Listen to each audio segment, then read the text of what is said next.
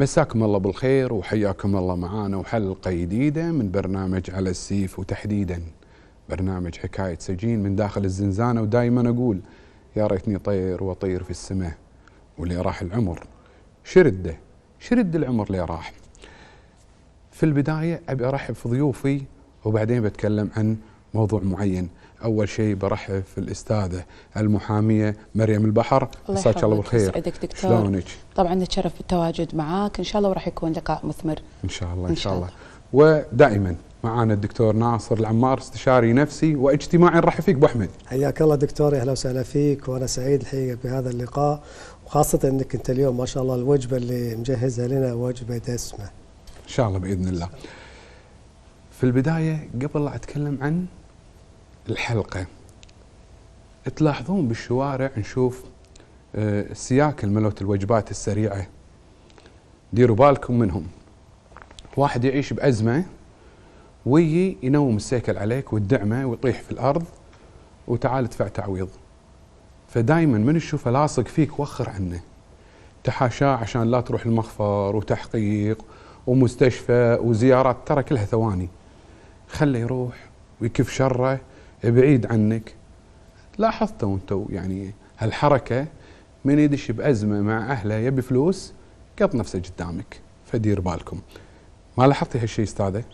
والله هو هذا الأمر ترى موجود من زمان، ولأنه موجود من زمان ترى هو يدرس حتى في كتب القانون، اللي هو إذا كان الشخص هو مرتكب الخطأ وبسبب هذا الخطأ تسبب ضرر، سواء الضرر مثل ما تكلمت حضرتك حادث أو نتج عنه قتل مثلا، على أساس أن أهله ممكن يأخذون الدية الشرعية سواء من الدولة إذا ما كان في شخص، أو يعني إذا قط عمره، أو أن مثلا دعمته سيارة مثل ما قلت سيكل، او مثلا كان هو قط نفسه قاعد يمشي شي شاف السياره ماشيه بحالها سبيلها قط عمره عليها. هذا الامر موجود ومذكور في القانون، واحنا عارفين هذا الامر وندري انه يحدث سواء في بلدنا او في الدول الاخرى، ولكن الصعوبه على الطرف الآخر. عشان كذي أغلبية هالأشخاص يحاولون يحلون هذه الأمور عن طريق التنازلات وعن طريق الود قبل لا تكبر الموضوع. يعني إذا مثلا حادث أدفع لك فلوس وتنازل لي، إذا قتل بسرعة يحاول إنه ياخذ تنازل من أهل المتوفي على أساس لا تحسب عليه قضية قتل خطأ وياخذ غيره. هذه الأمور صعب جدا إثبات من الخاطئ، إلا إذا كان مثلا هو ماشي في حارة وهذه الحارة مثلا لا تسمح في الأشخاص أنهم يطوفون، فبالتالي يا هذا الشخص والسيارة ثبت بأنه هي قاعد تسوق سايقها الشخص هذا في نفس درجة السرعة المحددة قانونيا، فبالتالي هني إذا قدر هذا الشخص يثبت عن طريق لو كان في كاميرات في الشوارع، لو كان في شهود في الشوارع بأنه هو ما كان مرتكب خطأ، ممكن يطلع منها. ولكن مثل ما ذكرت قبل شوي، شنو بيمر فيه خلال هذه المدة؟ فإذا كان حادث على طول بيقول له يبهاك فلوس. صحيح. وخصوصا كذلك ان احنا مجتمع عاطفي كذلك، يعني مجرد ما انه يدعمه ممكن على طول ابوي انا دعمت انسان عورته يبي يحل الموضوع، يبى بعوضك ماديا، ويمكن يسال عنه ويتزاور معه ويظل يعطي لي مده مفتوحه. فالجزئيه اللي احنا نعاني منها فقط يعني اكثر من جزئيه الخطا، لو نتج عن هذا الفعل قتل ويكون الشخص منتحر وصار كنا امام خطا قتل غير عمدي، وما قدر الشخص يثبت بان هذا الشخص هو من تعمد في القاء نفسه مثلا امام السياره. نعم. راح يضيع مستقبل الطرف الاخر. نعم. ابو احمد، دكتور ناصر، نلاحظ كاثر هالشغله اليومين، على قولتهم اليومين دول كاثر الشغله. ليش؟ والموضوع هو التعامل بعاطفتنا، يعني هم لما شافوا ان احنا بالعاطفه ممكن ان احنا يستدر عاطفتنا للدرجه هذه انه ممكن يتحول الى ابتزاز الموضوع، ويبتزني انا، يقول لي والله تعال عطني تعويض. وصلنا لهذه الدرجه من الغباء، وصلنا لهذه الدرجه من الطيبه.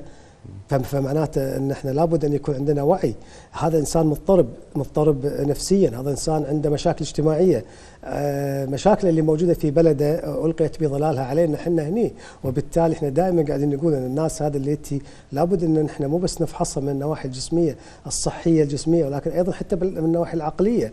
وبالتالي معناته ان قاعد نتعامل مع بشر اوادم بالشارع قد تنتابهم بعض الامور المتعلقه في قضيه الانتحار مثل ما تفضلت الاستاذه، وقضيه انك انت تفكر في الانتحار وقتل النفس. فمعناته احنا قاعد نتعامل مع ناس غير طبيعيين، لذلك يجب أن نحذر منهم ويجب أن نتعامل بذكاء. احنا عندنا قانون، ما احنا في بلد قاب، ما احنا في دولة مؤسسات تحكمها قوانين، تحكمها أنظمة محددة وأنظمة معينة. ولا ايش حق الجهاز الشرطة، وش حق جهاز المرور، وش حق جهاز الخبراء الموجودين حتى يثبت حقيقة مدى صدق ادعاء هذا الإنسان أو كذبه. وبالتالي أعتقد أن القضية هذه اللي أثرتها دكتور قضية جدا حساسة، فجزاك الله خير أنك تنبه الناس على هالموضوع هذا، خاصة هالأيام كثروا هذه السياك اللي كل ساعة واحد نام عليك. شعب عاطفي.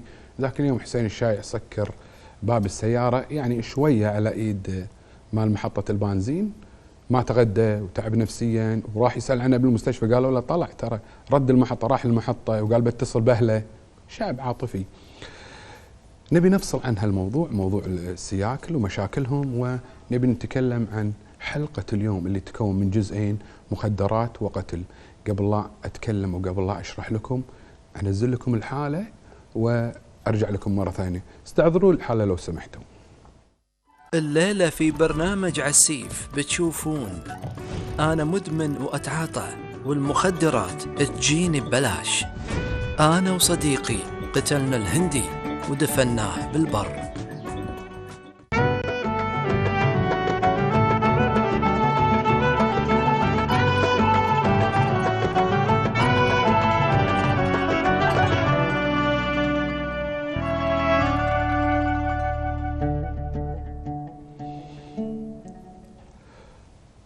كالعادة وأنا أتمشى في السجن المركزي لقيت واحد من الأخوان، فقعدت أسولف معه، أخذ وأعطي معه في الكلام، وأتفاجأ أن الولد يشكي ويقول لي أنا مدمن.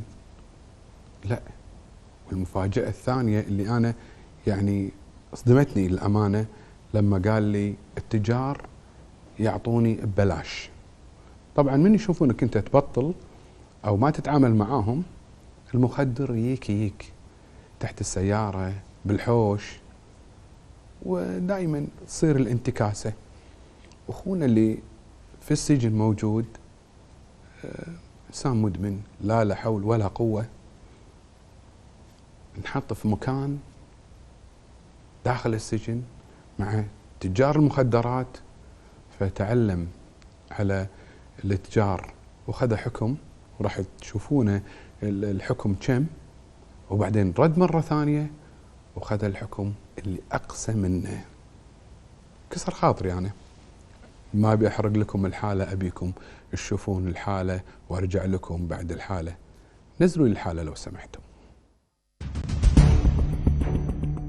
قضايا المخدرات قضايا شائكة، وكل زنزانة فيها قضية مختلفة، فيها قصة مختلفة. نسمع قصة اليوم، القصة هذه الغريبة العجيبة. مساك الله بالخير. مساك الله بالنور. شو اللي جابك هني؟ يا ابني مدمن أنا. مدمن. أول مرة تدش هني المركزي؟ لا، ثاني مرة. ثاني مرة. شنو أول مرة دشيت عليه؟ دشيت أول مرة على تعاطي. إيش كثر قعدت أول مرة؟ أول مرة قعدت سنة و8 شهور. وطلعت؟ طلعت. زين. ما اتعظت؟ لا ما اتعظ. ليش؟ شلون اتعظ وانا قاعد مع ناس تجار؟ زين. اطلع برا من وين لك فلوس؟ فلوس التجار هم يدعموني، اعطوني بلاش اعطوني. وانت مستانس؟ شو اسوي؟ انا ريال مدمن بتعاطى. زين. هذه اول مره دشيت تعاطي. نعم. نتكلم عن ثاني مره. شلون دشيت وشلون صادوك؟ دشيت ثاني مره هذه داهموني المباحث، قالوا لي ان انت عندك مخدرات وان انت زين. صادوا معي 10 ظروف مجزئين تعاطيه، هذول تعاطى، حكموني عليها مؤبد. من اللي اعطاك اياهم 10 ظروف؟ الاسيويين هني اجانب داخل. عند الرفيج كان هندي، سفروا. ايش كثر قاعد وسفره؟ قاعد 10 سنين و15 سنه وطلع. ايش كثر قاعد بالضبط؟ 15 سنه؟ إيه؟ زين. جلب قضيته. وانت؟ وانا قاعد اطحس الحين. ايش كثر صار لك الحين بالضبط؟ الحين بالضبط صار لي 9 سنين و3 شهور. 9 سنين ما شفت الدنيا برا ها؟ كلش. ولا تدري عن شو يصير ولا؟ لا والله كلش. من يزورك من والله ما حد يزورني. كلش والله. اهلك اخوانك؟ والله كلش 9 سنين ما حد زارني. زين من وين تصرف؟ اصرف العجوز تحط لي امانات. كل اسبوع؟ لا والله مو كل اسبوع، كل 14 يوم، مرات تحط لي، مرات عندها، مرات ما عندها، على حسب الظروف. والوالده ما تشتغل؟ ما الشغل. معاشون. لا حول ولا قوه الا بالله. مساع قاعد تقول لي في مصيبه، يعني هذه المصيبه هي اللي تجيب المخدرات هنا في البلد. انا اقول لك المصيبه الكويت تبونها تنظف من المخدرات، شيلوا الاجانب. كل الاجانب؟ شيلوا الاجانب كلها تنظف الكويت. الحين كله قاعد اشوف كويتيين كله يتاجرون لا ما في، كله قاعد ياخذون من الاجانب، كل الاجانب قاعد تعطيهم. شيلوا الاجانب الكويت تنظف. ما تنظف الكويت ما دام الاجانب موجوده. يعني واحد يبي مصلحه من الاجنبي، عطني مصلحه واخذ مصلحه. زين اللي برا هذول اللي قاعد يبيعون ويتعاطون شو تقول لهم؟ اقول لهم يعني لمتى تبي تسوون شيء؟ شنو فائدتكم تسوي؟ اخرتكم تبتيون السجن. تنصاد ما يطير طيرك. يعني حكومه هذه. يصيدونك بس يصيدونك، وين تبي تروح؟ مهما طالت مدتك بتصير مركزي. اكيد. شنو يبي يسوي؟ اذا بيصير ذكي حكومه اذكى منه. في ناس انت تعاملت معاهم برا ولقيتهم الحين داخل السجن؟ اي وايد ها؟ إيه. سواء تعاطي او تجار كلهم إيه موجودين. وايد إيه. ينصاد نهايته. اي ينصاد نهايته، يعني الحين خليك الحين السجن، داخل السجن يسوون قضيه شنو؟ قضيه مخدرات داخل السجن. اي زين شلون هل انا سجين اطلع اروح اجيب المخدرات؟ لا تيك تيني. زين انت تسوي لي قضيه ليش انا؟ ليش انت تاخذ؟ ليش ما وخرت عنه؟ انا مدمن. زين انا مدمن، انا ضعيف امام الهروين المخدرات. انا صار مريض ضعيف امام المخدرات، تسوي لي قضيه؟ انت لا تحاسبني انا، حاسب الناس اللي قاعد تجيب المخدرات. تحاسبني انا كمدمن كمريض. باعتقادك من اللي قاعد يجيب المخدرات؟ والله يا ابو صقر طال عمرك ما اقدر ايش اقول لك. الله يسهل ان شاء الله تطلع ان شاء الله يا رب وتوب توبه نصوحه. خلاص توبه لوجه الله. خلاص تقعد يم العيوز. إيه خلاص بس 10 سنين المفروض انت يعني تعينها. اي والله مو تعلها. صح. انت قاعد تعلها. صح تعبت. صح. يعني مره كبيره تجيك شلون تجيك؟ يعني تجيك من اخر الدنيا عشان تحط لك هالكم بيزه. والله على عربانه فقيره. والله على عربانه. والدك متوفي؟ توفى الشايب الله يرحمه. اخوانك ما حد يجيك منهم؟ يا معود خلها على الله. كل واحد يقول مالي شغل، كل واحد يقول نفسي. كل واحد يقول انا نفسي. نشوفك على خير. الله يرحم والديك. حبيبي سلام. الله يسلمك.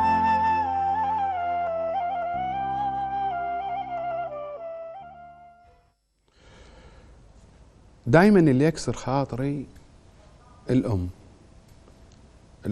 كبيرة السن والأب كبير السن، وهم هذيل اللي يشلعون قلبي. أشوفهم يعني على العربانة وقاعدين ينطرون وبعدين ياخذهم الباص يوديهم داخل. عذاب ما بعد عذاب. هذيل اللي يكسرون خاطري. وهم السجين يعني لما يدش يعني يقعد يراجع حساباته، يعض أصابعه، يعني ندم وحسرة على اللي سواه. استاذه نبي نتكلم عن تخفيف العقوبة. هل السابقة الأولى يعني يكون فيها الحكم مخفف؟ طبعا هي تعتبر من الصلاحيات أو من في نص مادة في القانون يعطي نسميه احنا نصوص المواد الخاصة في الرأفة. تعتبر من صلاحيات القاضي انه يرأف في حاله المتهم.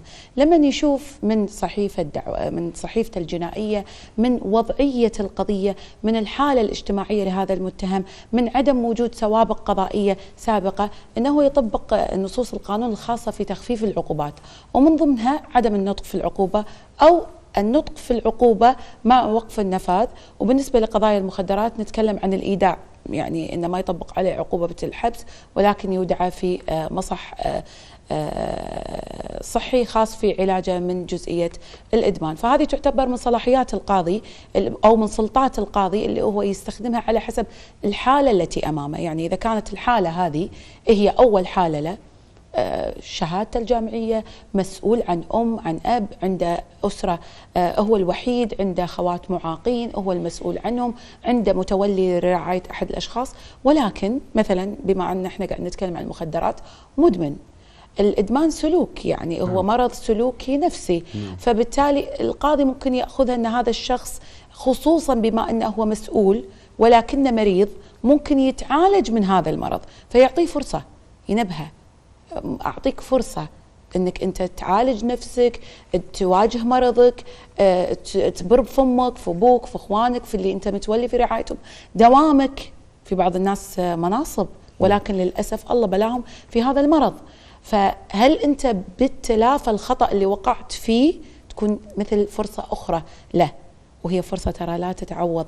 هذه إذا القاضي يعني عطى متهم عدم النطق بالعقوبة وهو ثابتة عليه هذه التهمة، تعتبر كأنه عطى براءة، فالمفترض أنه ينفض نفسه ويرد يصلح كل الأخطاء اللي فيه عشان يرد مرة ثانية يواجه المجتمع بصفحة بيضاء، ويرد أنه هو يكمل في عمله في أسرته في حياته يضبط أموره. ما استغل هذه الجزئية، رجع مرة ثانية، القاضي ما راح يعطي، لا راح يعطي إيداع مرة ثانية، ولا راح يعطي تخفيف عقوبة، ولا راح يعطي عدم النطق في العقوبة.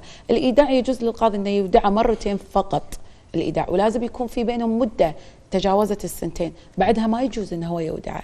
فبالتالي يكون ضيع نفسه وخلاص، واللي يدش السجن خلاص عاد مثل ما يتحمل. ذكر الشخص هذا ممكن أنه هو دخل تعاطي، بعدين راح يكون تعاطي وإتجار وغيره، وللأسف طبعا. أستاذة ودي أتكلم عن عدم النطق بالعقاب نعم. مع وقف التنفيذ، شنو الفرق بينهم؟ وقف النفاذ العقوبة تنطق، القاضي يدين فلان، نعم. يدين هذا الشخص سواء بعقوبة الحبس أو بالغرامات، ولكن يوقف الحكم على حسب إذا هو بيوقفها بفلوس أو بيوقف الحكم بحسن السير والسلوك خلال مدد معينة، قد تكون شهرية، قد تكون سنوية، قد تكون كذلك مبالغ مادية غرامات. فهذا هذا جزئية الحكم مع وقف النفاذ. أحكم عليك ب3 شهور مع وقف النفاذ، نعم. أحكم عليك ب2 مع غرامة مثلا 2000 أو 3000 تدفع لحسن السير والسلوك. أما عدم النطق في العقوبة، القاضي لا ينطق بأي عقوبة، لا ينطق لا في غرامة ولا في إدانة ولا في براءة، وتعتبر كأنها براءة وكأنها إدانة. يعني الشخص الذي تضرر من الشخص هذا وصدر عليه حكم في عدم النطق في العقوبة، يجوز أنه هو يلجأ للمحاكم المدنية ويطالب بالتعويض لأنه هو تضرر، ولكن القاضي يرى في هذا الشخص بأنه هو شخص هناك العديد من الأمور في القضية تنصب لمصلحته كذلك، فما يبي يدينه إدانة تسجل في سجل الجنائي وتؤثر عليه في المستقبل، ويعطيه الفرصة في أنه يتقدم في المستقبل لرد الاعتبار وغيره، ما يبي ينطق عليه بالحكم.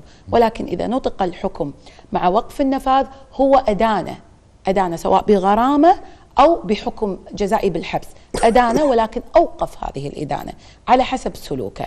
إذا كانت بمدة قانونية، يعني مثلا حبس خلال مدة، إذا كانت بمدة قانونية عاد لارتكاب جريمة أخرى فتطبق عليه العقوبة السابقة واللاحقة. نعم. عقوبتين. نعم. رد الاعتبار مرة واحدة يستخدم. نعم، مرة واحدة فقط. نعم. دكتور ناصر، تجار المخدرات قاعد يعطونا ببلاش، ليش قاعد يعطونا ببلاش؟ هم يعني شارينا بفلوس وتهريب ومجازفة على ما وصلوا لي عنده. شو الهدف ان انا نعطي هالمدمن ببلاش؟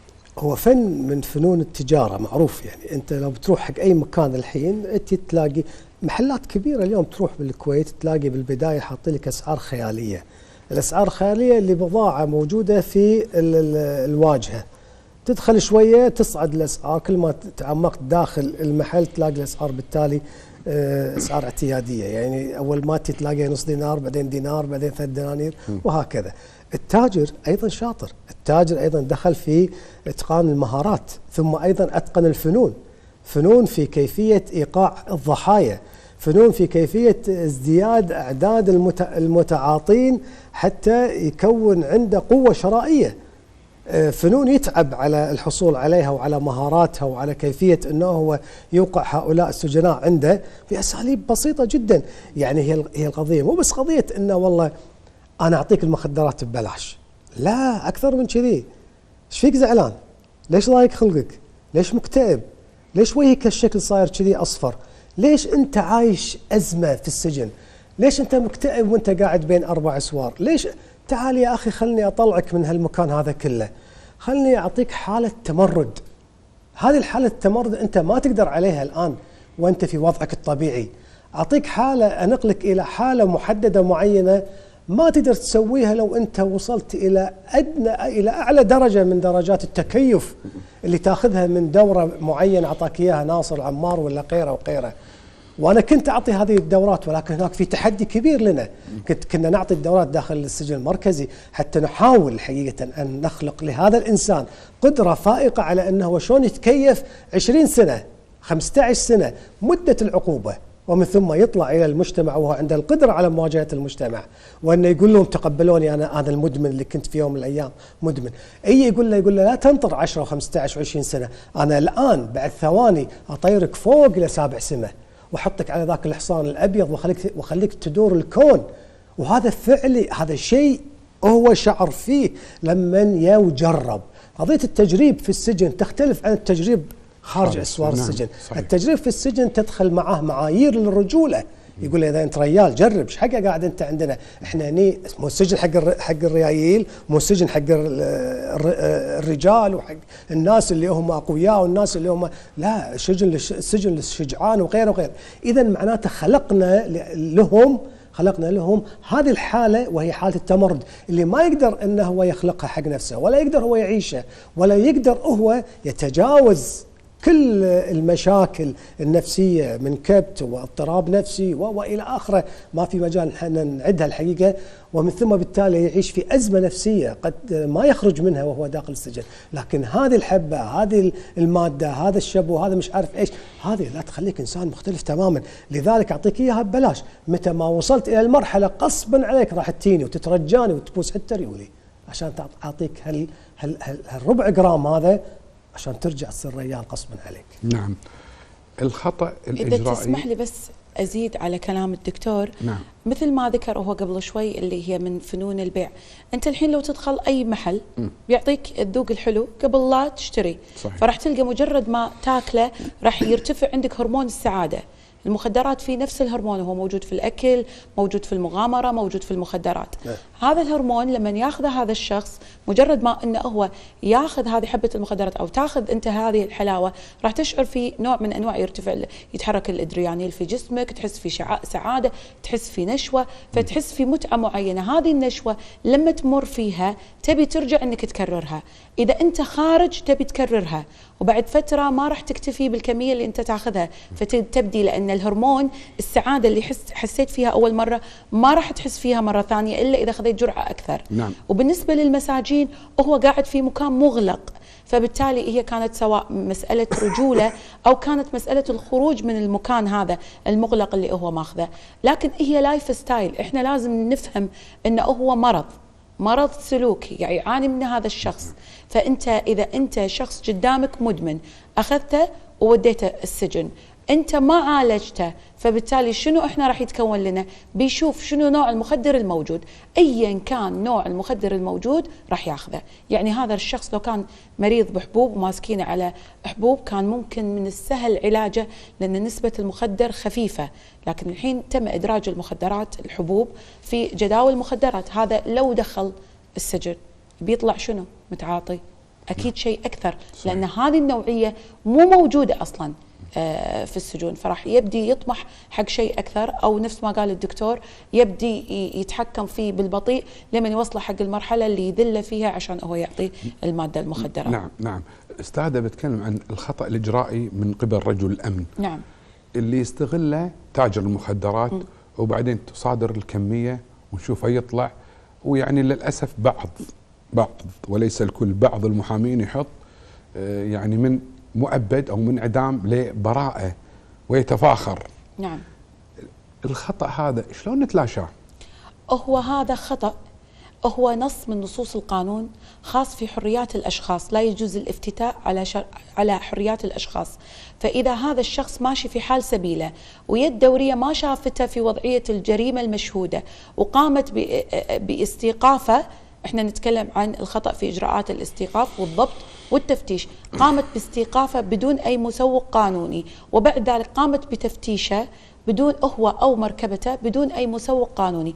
هني نتكلم عن رجل الأمن اللي استوقفه، هني ما نتكلم عن رجال المباحث، لأن رجال المباحث إذا هم يبون يداهمون مكان بالنسبة حق التجار لابد أنهم يأخذون إذن من النيابة. إذا كان متحصل على إذن بالنيابة ما راح نقع أو يقع رجال الداخلية في جزئية الطعن في إجراءات الضبط والتفتيش، أو القاضي لن ينظر في إجراءات الضبط والتفتيش إن كان فيها بطلان، لأن هذه الإجراءات تمت على أكمل وجه. ولكن لما نكون إحنا في جزئية الاستيقاف، استيقاف شخص بسيارته يمشي بالشارع، يقول ضابط الأمن أنه هو شافه بوضعية غير طبيعية، وبناء على ذلك تم استيقافه، وبعد ذلك فتشه، وبعد ذلك شاف في إجراءات. هذه الحرية مو مطلقة لرجل الأمن، لرجل الداخلية. الأصل أنه هو وإن استوقف إذا كان قاعد يرتكب جريمة فإحنا أمام الجريمة المشهودة، فبالتالي يجوز له أنه هو يتخذ هذه الإجراءات في مواجهة هذا الشخص. ولكن إذا كان الشخص ماشي في حال سبيله، أو إحنا أكثر القضايا مالت المخدرات اللي قاعد تجينا الشخص يكون صافط، يكون توه ماخذ له مثلا صافط، فهو شافه صافط مثلا، ليش صافط؟ وقفه، بس أول ما يوقفه على طول هو يشتبه فيه، بمجرد ما أنه يشتبه فيه يلا عطني إثباتك، اطلع برا، يفتشه ملابسه ويفتش هدومه.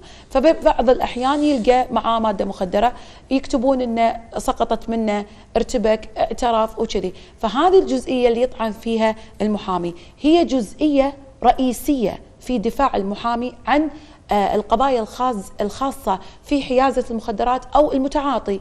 مرات يودون أشخاص بعد ذلك يثبت بأن هناك لا توجد مادة مخدرة معاهم، ولا يوجد في تحليلهم أي مادة مخدرة. إنزين أنت ليش فتشته؟ ليش وقفته؟ بشنو؟ فهني يكون هو افترى على حرية هذا الشخص، ولا يجوز هذا الأمر قانونيا. فلا بد أن تكون هذا الإجراء يكون على أسس قانونية صحيحة. يعني واحد ماخذ المواد طايح، مو مستوعب، أنا جاتني قضية واحد مو حاسب نفسه خذوه صحة بالمكافحة، فبالتالي هني تنطبق عليه الإجراءات الضبط. أما شخص ما شاف منه ولا شيء، حتى مو متعاطي، مثلا شرى المادة ومخباته، أنت ليش وقفته؟ شنو شكيت فيه؟ وهذا يحصل، وهذا يحصل. فهني ما بني على باطل فهو باطل. نعم. فبالتالي الدليل وإن كان حتى بالتحليل الدليل الفني ممكن يبطل، وإجراء الاستيقاف يبطل. وبالتالي كذلك حتى إن كان في هناك اعتراف يجوز العدول أو بطلان الاعتراف، لأن ما بني على باطل فهو باطل. فلا بد أن تكون إجراءات الاستيقاف والضبط والتفتيش سليمة حتى يتم صدور حكم على تاجر أو على متعاطي، أو على حائز، أو أيا كانت الجريمة المتهم فيها. نعم. دكتور ناصر، نشوف كثر من إخواننا العرب الوافدين يتعاطى ويمسك ويحبس فترة، طبعا هذا يكلف الدولة، وبعدين يبعد. احنا ليش ما يعني من البداية شفنا عنده هالتعاطي سفرنا على طول راح بلده، وافتكينا من المصاريف وافتكينا من هاللوية بدون عقوبة؟ في عقوبة يعني كم شهر وخلاص مع السلامة، لأن الدولة راح تتكفل فيه طبيب، واحنا إذا حاكمناه ممكن يعني أنت عارف في خطأ إجرائي يطلع براءة، يرد مرة ثانية، يرد داخل بقوة القانون، يرد داخل، احنا نبعده للصالح العام وروح بلده خلاص. يعني القضية قد تكون شوية يمكن من زاوية أخرى ثانية. يعني خلني أقول أنا ليش هذا الوافد جاي عندي أنا أساس يتعاطى، ولا عشان يشتغل ويحصل على الرزق الحلال ويساهم في بناء بلدي ويطور الكثير من مشاريعي، وهو يعتبر وسيلة من وسائل التنمية، وهو يعتبر أيضا أداة من أدوات البناء. أنا جايبه بناي، جايبه بنشرتي، جايبه مهندس، جايبه صحي، جايبه فنان، جايبه مخرج، جايبه ممثل، جايبه مو جايبه يتعاطى مخدرات. فإذا هذا الإنسان عندي أنا في مجتمعي بهذا الشكل وعلى راحته، أنا ماني قاعد في مستنقع مخدرات، أنا بلد في تحكمها قانون، بلد مؤسسات. فأنا إذا كنت عاقب ولد ديرتي وحطه بالسجن ولا أخلي فيه أي مجال حتى أنه يعدل من سلوكه، وأتعب عليه وأحاول أهله وأحاول بعد ما أعاقبه، هذا الوافد لما جاء حصل على هذاك المتسع من الظروف والوقت انه يتعاطى في ديرتي، فاعتقد انا لازم اني انا اعيد تقييم مؤسساتي الامنيه. هناك شيء اسمه الامن الوقائي، هناك شيء اسمه مؤسسات امنيه، وهناك ايضا مؤسسات معنيه في قضيه مكافحه المخدرات. فبالتالي اصلا هذا المفروض انه ما يتعاطى عندي، هذا المفروض انه ما يشم ريحه التعاطي عندي، هذا المفروض انه يكون هذا الغريب يكون اديب بكل ما تعني هذه الكلمه من معاني. هذا الانسان المفروض يخاف حتى من ظله، هذا الانسان المفروض يعرف تماما شنو البلد اللي هو عايش فيها. اذا كان ما يخاف من قوانيني، اذا كان ما يخاف من رجال الامن اللي عندي، اذا كان ما يخاف من ديرتي وبلدي وقانوني، وما يخاف من نظامي اللي انا عايش فيه، فبالتالي لا خير الله فينا احنا شلون خلينا يوصل هذا الانسان الى انه يتعاطى؟ بعدين لما انا امسكه اقول والله خل اروح اسفره، هذا راح يكلف، لا خليه يتعاقب عدل. ولكن في واقع بالتالي ذيك الساعه خليه يروح. في واقع الحال فعلا احنا عندنا الاشخاص اللي قاعد يمسكونهم فقط تعاطي قاعد يسفرونهم. نعم. اذا ما ارتكب جريمه، نعم. يعني شافه بالشارع بوضعيه غير طبيعيه، اشتبه فيه وشاف حل ودوه للصالح العام قاعد يسفرونهم. نعم قاعد يسفرونهم، لان نفس ما قلتي يكبد الدوله خسائر كثيره، وممكن حاليا هو متعاطي ولكن بكره يكون متعاطي ومجرم. نعم. لكن الاجنبي اللي يمسكونه معاه مواد مخدره كثيره او تاجر، هذا اكيد لابد انه يطبق عقوبته. صحيح. لابد انه يطبق عقوبته، مع انه في بعض الدول صارت في أكثر من دراسة على أنه يقضي جزء من العقوبة في البلد اللي ارتكب فيها الجريمة، وبعد ذلك هو يطلب، هذا موجود عندنا، يطلب استبدال العقوبة في بلده. المفترض أن أصلا إحنا نسلمهم، لأن نفس ما قلت هو قاعد يكبد الدولة، صحة، أكل، نوم، مؤسسات إصلاحية، كافة هالأمور. فالمفترض أنا أشوف أنها هي المفترض من وجهة نظري طبعا أن هذه المفترض تكون نسبة وتناسب، ولكن على جزئية فقط التعاطي لا، هو قاعد يتم تسفير نسبة كبيرة من الأشخاص اللي يلقونهم سواء تحت تأثير المخدرات أو المسكرات، قاعد يتم تسفيرهم. في بلده ما راح يلقى الرعاية اللي أنا شفتها في السجن. أنا دشيت السجن وطالعت، ويعني سمعت عن سجون بلدانهم يقول لك ما أبي أروح، أبي أقعد هني بطبق عقوبتي هني. يا أخي أنا سويت الجريمة في الكويت، يقول له تعال وقع وروح كمل عقوبتك في بلدك. ما يبي. دكتور ناصر هو يقول توه على كلام، يقول المخدرات منتشرة في السجن المركزي. سمعت أنت دار الرعاية بالأحداث في كان مخدرات؟ ايش حق تسألني هذا السؤال؟ أسألك السؤال بالإجابة. إيه الحقيقة قبل ما أجاوبك لهذا بس سؤالك هذا لا تتهرب، ما راح أتهرب، لا تخاف. أنت علمتني على كثير من الأمور. واجه أنا قبل لا أحط هذا الإنسان في السجن وأصرف عليه، وعلشان ما أصرف عليه ولا تصرف عليه الدولة أروح أسفره مثل ما تفضلتوا، أنا أقول هذا لما يكون يتعاطى هذا باكر راح يبيح محرماتي وينتهك أعراضي، وقد يقتل أيضا أبنائي وأبنائك، وبالتالي أعتقد أن الخسارة راح تكون أكبر. فأنا أقول لا، حطوا أول شيء عاقبوه عدل، وبعدين ذيك الساعة سفروا. في الأحداث كثير من الأوقات ما يخالف الكلمة هذه مو حلوة، بين قوسين أكبس على مؤسساتي، والكبس على المؤسسات كان الهدف منها وهو الحقيقة إذا كان التأكد من إذا كان هناك في مخدرات أو في ممنوعات أو في تجاوزات، سواء تجاوزات أخلاقية سلوكية أيا كان، لأن هذيلي برقبتي. أنا تفاجأت لما أخذت إدارة رعاية الأحداث وكلفت فيها أن عندي بشر وأوادم هناك، قد يكون ولدك ولا ولد أحد من الإخوان اللي قاعد يطالعنا الآن، وأكون أنا مسؤول أمام الله قبل الوزارة وقبل القانون في الحفاظ على سلامته وشرفه وعرضه قبل كل شيء. فبالتالي هذا اللي خلاني أنا أتفاجأ بأن هذه المسؤولية ما هي مسؤولية عادية، مش فقط إدارية. فأروح في أوقات مختلفة، في أيام العطل، في أيام وأكثرها أنصاف الليالي، وأروح أدش حقيقة أنا أفتش. نعم قد لا تكون هناك مؤسسة نظيفة من المخالفات ومن كثير من الأمور، ولكن فضل من رب العالمين حقيقة قضينا على كثير من المشكلات، قضينا على كثير من الأمور، ولا يمكن الواحد إنه يحط راسه على المخدة وينام ما دام عيال الناس عندك في المؤسسات قد يكون ينتابها نوع أو حتى يمس أحد عرضها ولا شرفها. لقيت مخدرات ولا لا؟ يعني تفتكر أنت المؤسسات السجون تخلى من هذه الأشياء؟ ما تخلى، بس أنت كنت مدير رعاية الأحداث، لقيت مخدرات ولا لا؟ حصلنا الكثير من الوسائل اللي ممكن يوصل معاها الولد إلى أن يوصل إلى مستوى التخدير، سواء المخدرات المتطايرة أو غيرها. وصلتك الإجابة؟ لا إجابة دبلوماسية.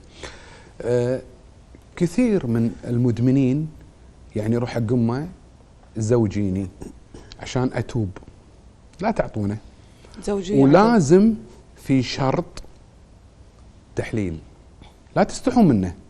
في ترى استعلام تقدرون تستعلمون عن طريق الداخلية، عن طريق العدل، سهل ترى الاستعلام عن الشخص في البطاقة المدنية وما فيها شيء. ما يجوز قانونيا، ما يجوز.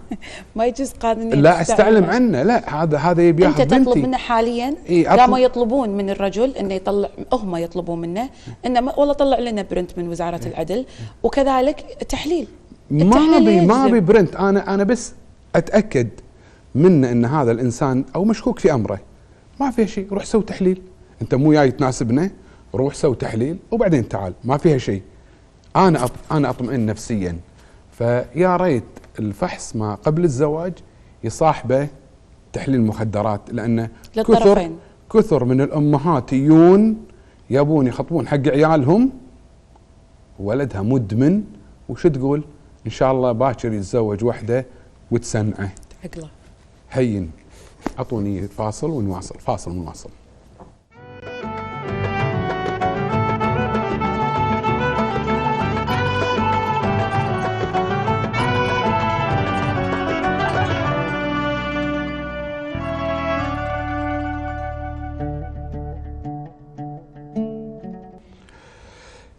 دائما المتعاطي يرتكب جريمة، والجريمة هذه شنيعة، خصوصا ان جرائم القتل منتشرة وبعنف. ملاحظين كل يوم هزة، نصبح الصبح ما دريت بنات ذبحوا امهم، ما دريت شنو، الولد يدور امه قاعد بساطور ويفتر من مكان لمكان يبي يذبح امه.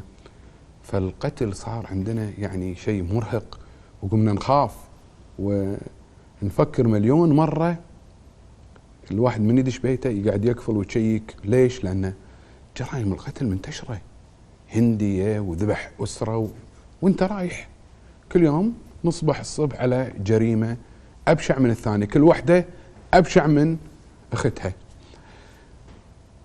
تحديدا في السجن المركزي وأنا داش الزنزانة ولا ألقى الأخ قاعد يسولف معاي، انت شو مسوي؟ والله أنا فزعت حق رفيجي. والفزعة هذه راح توديكم بدهية، وتودي ربعكم بدهية، وتودي أهلكم بدهية. اسأل خير، والله أبيك بالمكان الفلاني تعال لي، ما أروح لك. طفي التليفون، حط راسك ونام، قاعد في بيتك مع أهلك، قاعد في بيتكم، لا تقعد في السجن. الأخ طبعا رفيجة وفزعة، اخطفوا لهم واحد ودوه البر وذبحوه، وبعدين دفناه. ما ادري ايش هالجراءة، ايش هالقلب، ما ادري من وين جايب هالقلب. يعني انت تاخذ الشخص وتذبحه وتدفنه. مثل صاحبنا اللي دفنه حي، هذا في المركزي موجود، يقول انا دفنت واحد حي، شيء يخرع. زين شنو وجهوا لك التهم؟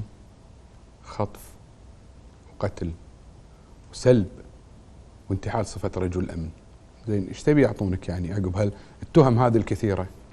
قال اعطوني اعدام. وهذا الوضع الطبيعي انه يعطونك اعدام. ايش تبي يعطونك يعني؟ اكيد راح يعطونك اعدام. انزين وبعدين والله رحنا يبنى تنازل. انا اوريكم التنازل شنو سوى فيه. نزلوا لي الحالة ونرجع بعد الحالة. نزلوا الحالة ابو عز.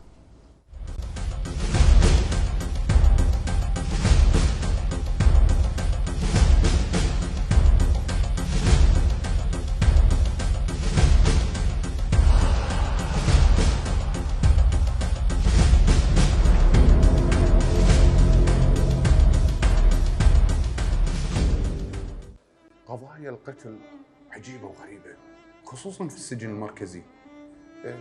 تصنف لأصناف كثيرة، من ضمن هالأصناف هالصنف هذا اللي نتكلم عنه، في تجارة، في مصالح اختلفوا قاموا ذبحوا. ايش رايكم نسمع من السجين نفسه من داخل زنزانته يروي لنا السالفة من بدايتها؟ مسي عليك بالخير. الله ينور. هلا والله. شو اللي جابك هني؟ قضية ب 2009 صارت بيني وبين واحد، ومعاي واحد بقضيتي. صاحبي طقه ومات الهندي ودفنه. وين دفنته؟ بالبر. شلون يعني؟ لا اشرح لي بالتفاصيل، يعني شلون طقيته ودفنته بالتفاصيل. كان صاحبي معاي خطف الهندي، كان يدوره صار له فترة، بينهم مصالح كان. فاتصل علي وقال لي تعال عندنا بالمخيم. رحت اشوف انا شو الوضع، ورحت هناك وصلت. الهندي كان يطلب فلوس وكذي وطقه ما طقه، الهندي مات. فقال الحين شو اسوي الحين انا؟ فقلت له عود صعبه شنو نسوي؟ يقول لي، قال لي قلت ادق على الشرطه، قال صعبه. فقال لي خلاص دام كذي انا ادفنه بالبر. ادفنه بالبر على ما حد يدري عن الموضوع. انت شنو دورك؟ انا دوري كنت معاه موجود وقت الجريمه. ورحنا بعدين مسكوا صاحبي بعد فتره، شهر ونص مسكوه. صاحبي اعترف بالسالفه، حولنا النيابه وقال لنا واحد من عندنا لازم يشيل القضيه، لان القضيه كانت صعبه شوي. فقلت له خلاص، يعني قال لي ان انا ادبر التنازل وادبر كل شيء. وطلع صاحبي قاعد معي شهر، طلع بكفاله. من بعدها استبعد عن القضيه وطلع برا القضيه مره واحده. قعدت انا حكمت اول درجه اعدام والاستئناف اعدام، وقبل التمييز جبت التنازل قدمته ونفس الطريقه، وهم حكمت اعدام مع التنازل. فبعدها بسنتين ونص نزلوني مؤبد اصفار مدى الحياه. فماني عارف شو الوضع، تكلم العالم برا زين تنازل، زين العالم قاعد تطلع بتنازل، يقول لا اصفار. مو لاقين اي حل، ما في اي حل. كلم اي مسؤول، راجع الديوان الاميري، ماكو فايده، نضرب. وعلى الوضع هذا قاعدين. انت متزوج؟ اي نعم. عندك عيال؟ عندي بنت. تشوفها؟ لا والله. ايش كثر صار لك ما شفتها؟ صار لي 10 سنوات. شلون يطاق قلبك 10 سنين ما تشوف ظنك؟ اقول لها وين مسجون؟ صعبه. تكلمها بالتليفون؟ بين فتره وفتره. شو تقول لها؟ وينك بدك ترد؟ مسافره الحين، قريب ارد. ايش هالسفره اللي 10 سنين؟ والله ما ادري. ننطر يمكن يتعدل الحكم، يتعدل شيء، وللحين وعود. مره يقولون يعطوكم الربع وانتم مالكم انصاص، وما في، كله كلام، ما في اي شيء رسمي. قاعدين. من اللي يزورك؟ تزورني الوالده كل بين فتره وفتره. اخوانك؟ الحمد لله يمرونها، يسيرون علي يمرون. يعني والله انا دخلت عمري الحين كنت ايامه 21 سنه، الحين طق عمري 31 سنه، وللحين شوف يعني دخلت كنا صغير. غلطنا اوكي، ما اقول ما غلطنا، بس يعني ربك يسامح. والتنازل العالم متنازلين حقهم. ماني عارف، والله ماني عارف. فتستغرب انت تطالع الدنيا تقول بعدين لمتى هذا يوم قاعد كذي. شوف ناس غير قاعد تطلع تنازل، هاي يطلعون زين، واحنا وضعنا شنو وضعنا؟ انت تنازل ويبته عدل ولا لا؟ عدل. الحين انت تبي تطلع، يقولوا قعدت 10 سنين، يعني انت ما قتلت بايدك، بس انت كنت مشارك، شاركت. شوف لما تشوف جريمه وما تبلغ عنها ترى انت مشارك. عدل. شنو صنفت تهمتك بالضبط؟ خطف ومسماه خطف وسلب وقتل وانتحال شخص رجال. 4 قضايا مسماها كذا ومسمى لها، قضيه واحده كذا ومسمى لها، كذا مسمى لها. يعني حققوا معك في السلب، انتحال الصفه، قتل. وصاحبك وينه؟ طلع كفاله وتوفى برا. توفى. فتسقط عنه الحالة الجنائية خلاص بوفاته تسقط عنه التهمة. اي نعم. تصلي الحمد لله. تحفظ القرآن الحمد لله. تصوم. الحمد لله. شلون تقضي يومك من الصبح لليل يعني يومك؟ الحمد لله عندنا هني يعني تقدر هي تداوم مدرسة، تداوم المشاغل، في عندنا دورات حفظ القرآن. الحمد لله مو مقصرين عن الإدارة بأي شيء. الحمد لله. بس انت مقصر بنفسك،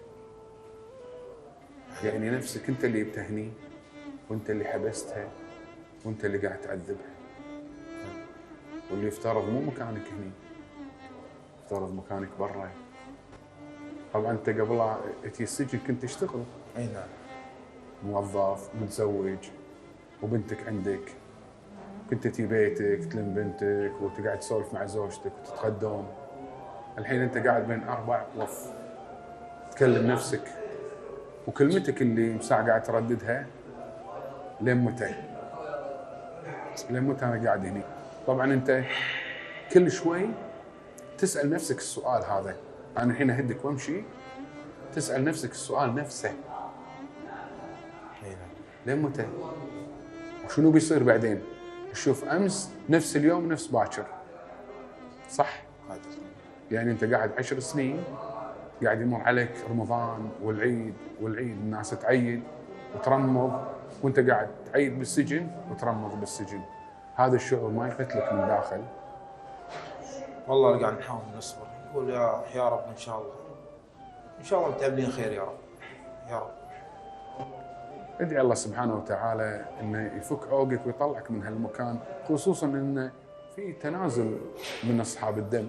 يا رب. فادعي الله سبحانه وتعالى انك انت تكون برا مو داخل، وتروح تشوف بنتك وتشوف بيتك واسرتك اللي هي محتاجتك، والدتك الله يطول بعمرها. اشوفك على خير. شكرا.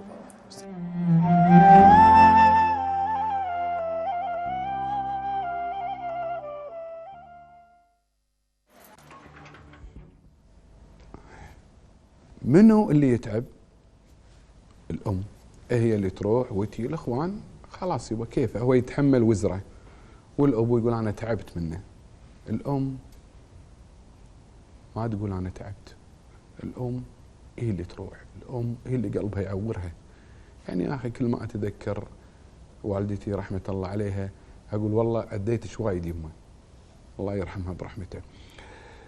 استاذه، متى يوجه للمتهم تهمه مع سبق الاصرار والترصد؟ وما معنى سبق الاصرار وما معنى الترصد؟ سبق الإصرار يعني أنا مصمم على ارتكاب الواقعة، أنا مخطط حق هذه الواقعة من قبلها. سبق الإصرار يعني التصميم على ارتكاب الواقعة بوقت قبلها، يعني أنا قاعد بيني وبين نفسي وفكرت وخططت أني أنا أرتكب هذه الجريمة. أنا خططت، فكرت، صممت، سويت تخطيط، خططت. كان عندي الوقت أني أرجع، أني أتروى، أني أرجع في قراري، ولكن أنا صممت، اللي هو التصميم. أنا صممت أني راح أقتل فلان، هذا سبق الإصرار. الترصد أني أنا أنطره في هذا المكان الفلاني أو أستدرجه إلى هذا المكان المثالي، لأني أنا أشوف أن هذا المكان هو المكان المناسب لارتكاب الجريمة. فبالتالي شنو؟ أنا خططت، صممت وانتظرت، فكنا أمام سبق الإصرار والترصد.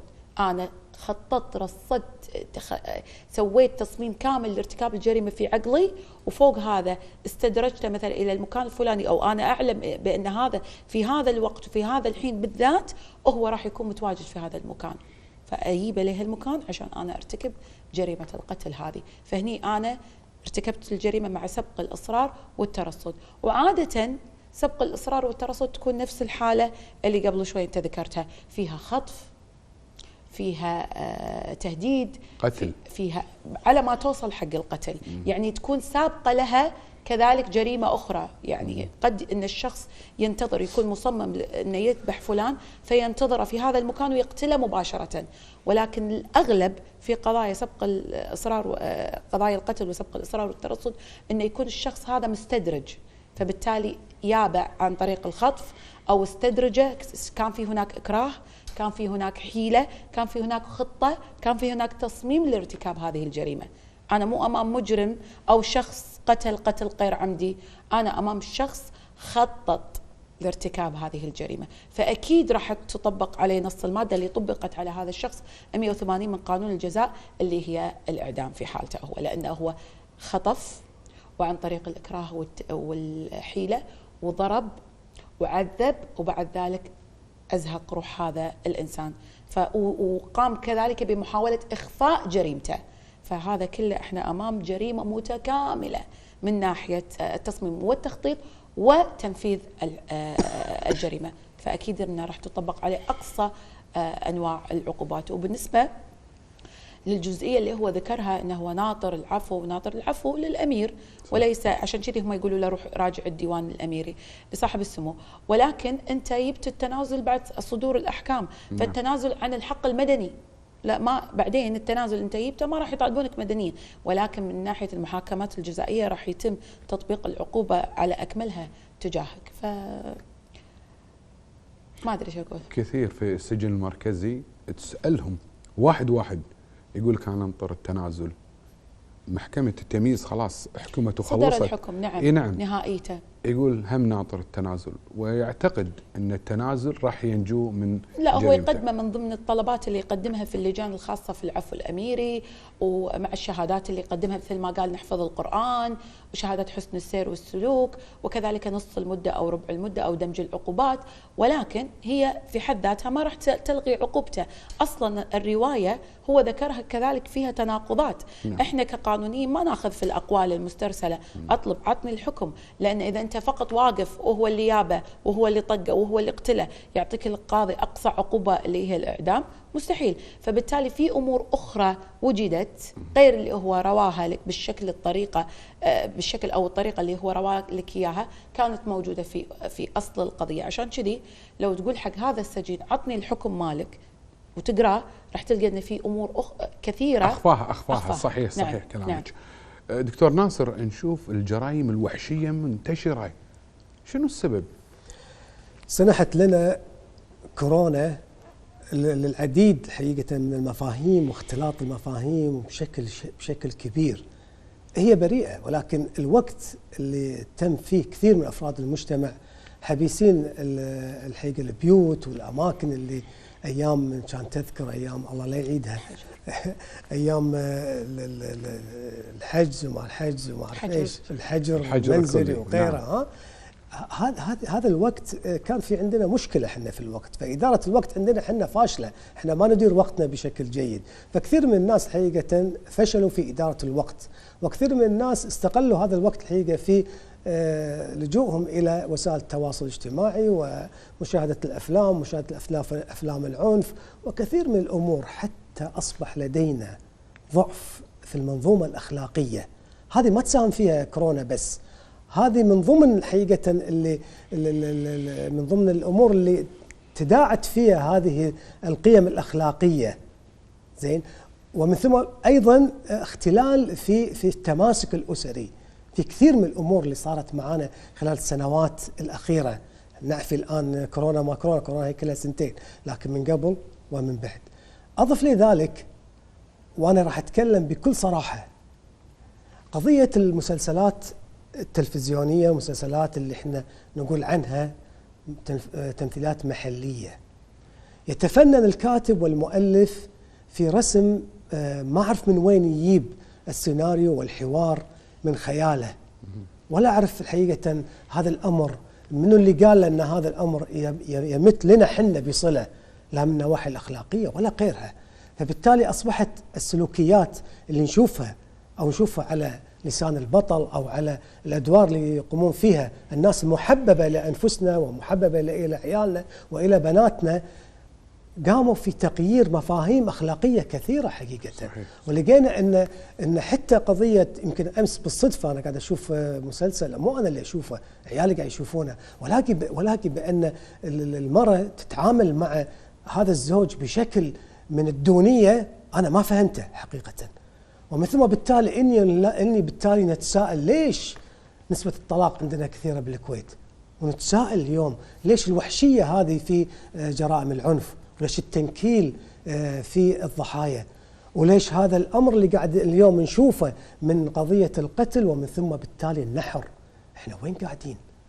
أي مجتمع هذا من المجتمعات اللي نشوف فيه مثل ما شفنا وسمعنا، ومع الأسف الشديد تناقلتها كثير من وسائل التواصل الاجتماعي في وصف هذه الجرائم اللي مرت علينا قبل يومين وقبل أسبوعين. لقينا بأن أكثر من 30 جريمة قتل مرت خلال تقريبا 14 شهر فقط، 14 سنة وشهرين أن أصبح عندنا 30 جريمة قتل. هذه الكويت، هذا المجتمع الكويتي، أعتقد أن في أمر معين الآن حاصل، وهو من أهم ما رصدناه، بل ما بدأنا نستشعر به. وهذه ليست دراسة وليست نتيجة لأبحاث عملت، بل الآن قاعد تعمل الأبحاث عند الجهات المعنية، ونبي نعرف بالضبط من خلال تشخيص واقعي عن أسباب الجريمة. لكن المؤشرات تقودنا اليوم إلى ضعف في المنظومة الأخلاقية، وتدني في الوازع الديني إلى أدنى حد. نعم. وقضية الفزع بمفهومها الوقح، بمفهومها البشع، وليست الفزعة مثل ما أطلقت عليها أنت ذاك اليوم بوجه المشرف. دكتور ناصر، احنا نشوف يقول اتصل فيني ورحت فزعت له، وكأنه يحسسني انه هو ما له علاقة، هو اللي شايل الليلة وهذاك اللي قاتل، انا مالي شغل، انا بس فزعت. عندك في إدارة رعاية الأحداث في أحد شال قضية عن أحد؟ لا تقول لي 5 حالات، أبيك تجاوب سيدة. 5 حالات، لا لا لا، أقول لك إياها بكل صراحة. 5 حالات تقريبا اللي أنا أعرفها وأذكرها. أشكره يقول لي أنا شلتها عن رفيجي. قلت له ليش رفيجك؟ كان يقول هو وحيد أمه وأبوه. قلت له وإذا كان وحيد أمه وأبوه؟ قالت ليش وحيد أمه وأبوه؟ ليش مو هو اللي يتعاقب؟ قال لا، هو فوق 18. قلت له يعني شنو سويت روحي ما أدري؟ قال راح يعدمونه. قلت له وأنت؟ قال أنا 10 سنوات وأطلع. واحد ثاني ايش قال لي؟ قال انا شلته عن اخوي. قلت له ليش شلته عن اخوك؟ قال اخوي راح يعدم لانه فوق 18، وانا شلت الجريمه لاني انا 10 سنوات راح اطلع. واحد اخر وثالث ورابع وخامس. ادمر نفسي عشان رفيجي، يمكن اخوه يعني نتقبل هذا الشيء، بس عشان رفيجي اقعد 10 سنوات غلطنا في السجن. احنا، اخطانا احنا غلطنا احنا. ليش؟ حطينا لهم معايير جديده. انت مت رجل اذا ما انت اخذت الحق بيدك. فاستحدثنا معايير جديده للرجوله، اعطيناها عيالنا، وعيالنا راحوا فهموها بمفاهيم خاطئه، طلعوا لنا هذا المنهج. نعم. التعيس. حساف الوقت انتهى، والحلقه يعني تحتاج لها حلقه ثانيه. الاستاذه مريم البحر المحاميه مشكوره، يعطيك العافيه. شرفتيني والله، شرفتيني. طبعا انا بس كنت حابه اضيف جزئيه بسيطه فقط، ان احنا لا نعيش ان احنا في المجتمع المثالي. هناك العديد من المشاكل داخل المجتمع الكويتي، مشاكل نفسيه، مشاكل اخلاقيه، مشاكل ترفيهيه، لابد من معالجتها، وليس فقط الحديث عن وجود الاخطاء، ولكن كذلك نجد الحلول على اساس ان احنا نبني مجتمع جديد على الاقل يحافظ على استمراريه هذه الديره. عسى الله يحفظها ان شاء الله. مشكوره، يعطيك العافيه، تسلمين. دكتور ناصر العمار، استشاري نفسي واجتماعي، تسلم يا ابو احمد، وما قصرت ورايتك بيضه. تسلم. ديروا بالكم على عيالكم، مخدرات وقتل. امسك عيالك واتعب عليهم، ربهم صح عشان ترتاح طول عمرك. لا تروح عند محامي، ولا تروح النيابه، ولا تروح السجون رايح وراد. اسمك متداول وفي ملف ينفتح، واسمك واسم ابوك واسم يدك واسم العائله. دير بالك. نلقاكم الاسبوع الجاي يوم الخميس الساعه 10 في برنامج حكايه سجين من داخل الزنزانه. تصبحون على خير واحلام سعيده، ومع السلامه.